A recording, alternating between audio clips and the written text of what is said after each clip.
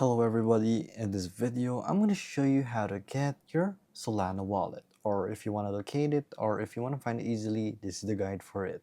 So open up your Phantom wallet, and as you can see, this is going to be the interface that you're going to be met with. So the first thing that will be shown to you is going to be Solana. So if that doesn't show up, you want to manage your token list and select Solana right there. So I'm going to remove some old meme coins right here.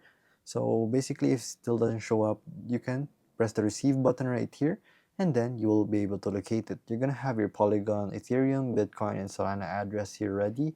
So if you want, just press the Solana, and then you will see your own address right here. You can scan this QR code if you want to send Solana to my account. That would be grateful, guys.